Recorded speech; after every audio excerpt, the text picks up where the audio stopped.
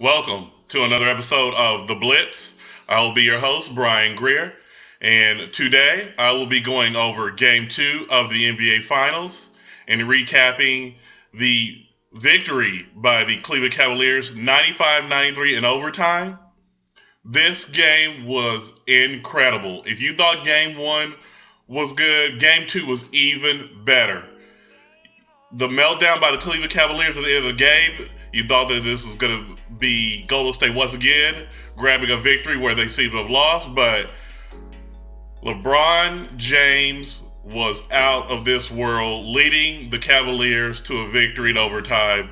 39 points, 16 rebounds, 11 assists. One of the greatest games in NBA Finals history and NBA history. Put the team on his back.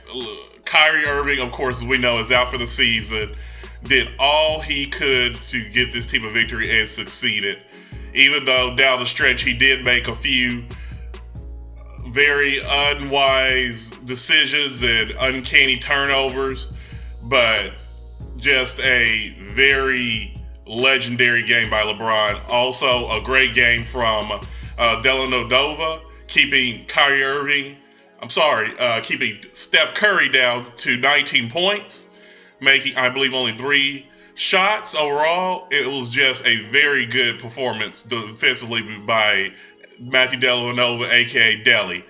Also, great performance on the defensive boards, once again, by Tristan Thompson by the Cleveland Cavaliers. I just never thought that a team would be able to keep the Warriors in check the way the Cavaliers did in the first half and also in the second half until the end of the game offensively, because besides Klay Thompson, who was just on fire the whole game, scoring 34 points, everybody else just seemed to just not be able to keep their cool, and really just a lot of uncharacteristic turnovers by the Warriors.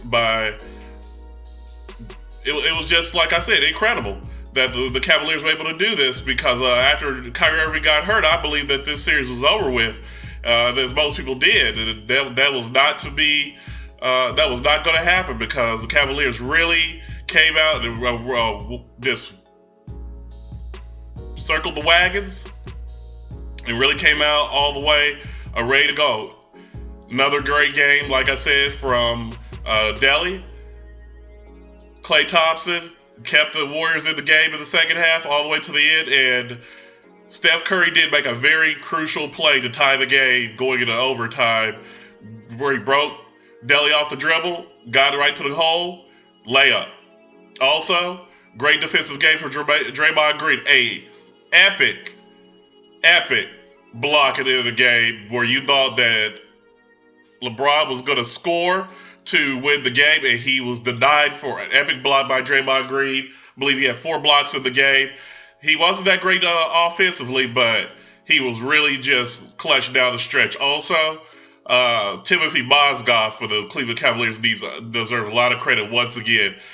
16 points, 11 boards. I don't know what happened in the second half. It seems that they went away from him.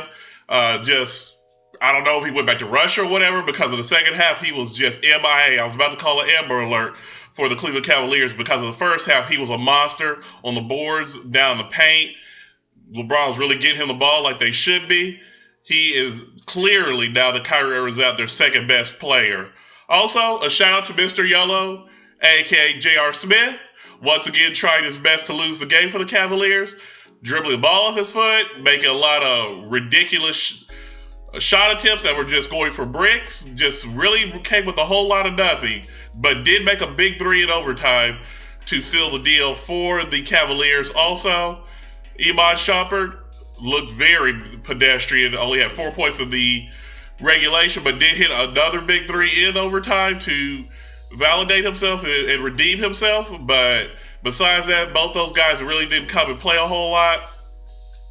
Also, this game really came down to LeBron's just will to just win. Like I said, incredible threes, incredible drives to the basket. Just did it all. You know, gotta give him kudos. No matter if you like him or don't like him, he just really dominated his game. Also, one bad thing again, took 35 shots, only made 11 of them, but did get to the free throw line. So that did offset that a little bit. But if you're the Cavaliers, you can't have LeBron continue to shoot over 30 shots a game and think this is going to continue, because this is going to catch up with him, and he is going to wear down. You just can't continue to do that and think you're going to win. Now, Steph Curry, this is one of the worst games he's had in the playoffs.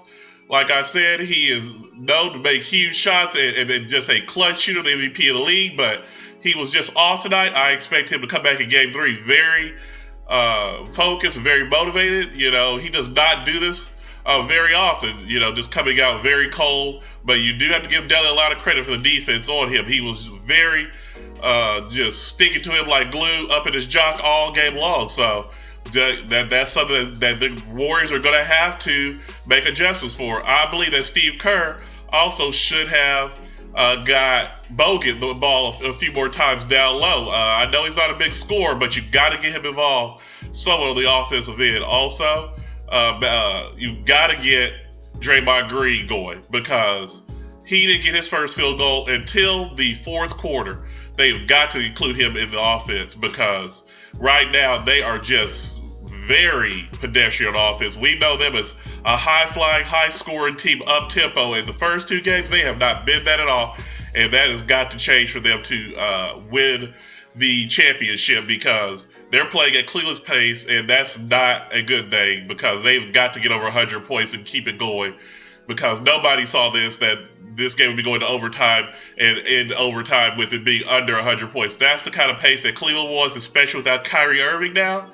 So this is going to be interesting going forward to see what pace is going to be set, because if you're the Warriors, you've got to get more fast break points. You've got to get out and run.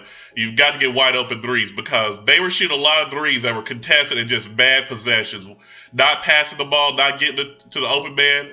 They've got to do that. They've got to use their depth. You got to get Space involved. You got to get Azili involved. You got to get those guys involved if you want to win, because this team is way more depth than the Cavaliers. They are about an 8-man rotation at the most, and the Warriors in the first two games have played very mediocre on the offensive end. Now, defensively, they've been fine. You know, they've allowed LeBron to get his, but everybody else has not.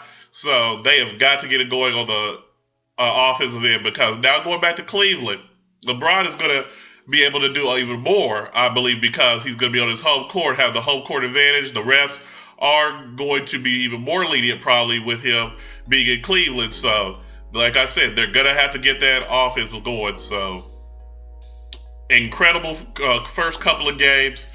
This has been the first time ever, the first two games of a NBA Finals have gone to overtime, and I don't think that you could ask for much more in the first two games. Everything you want, clutch shot making, crazy turnovers, back and forth, big comebacks, anything and everything is happening these first two games. Also, want to give a kudos to Andre Iguodala, making it tough on LeBron these different shots at the end of the game and in the fourth quarter, really locking down on defense on him. Also, Klay Thompson even playing defense on LeBron, which I know has to be tough, him being a shooting guard and LeBron being a power forward, at least the size of a power forward. So this has really been a great series by Klay Thompson so far, being on both sides. And as we know, this series will come down to, does Steph Curry come back and redeem himself?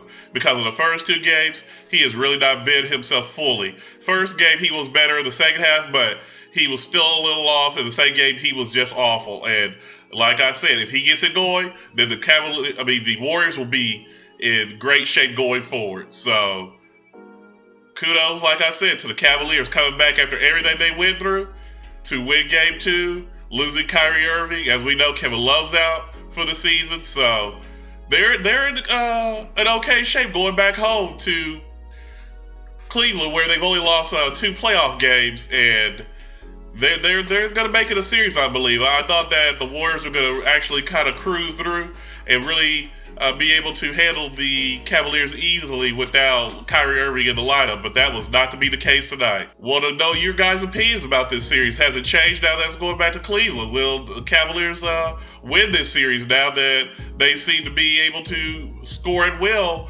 in the clutch against the Warriors? Is Steph Curry going to come back and redeem himself?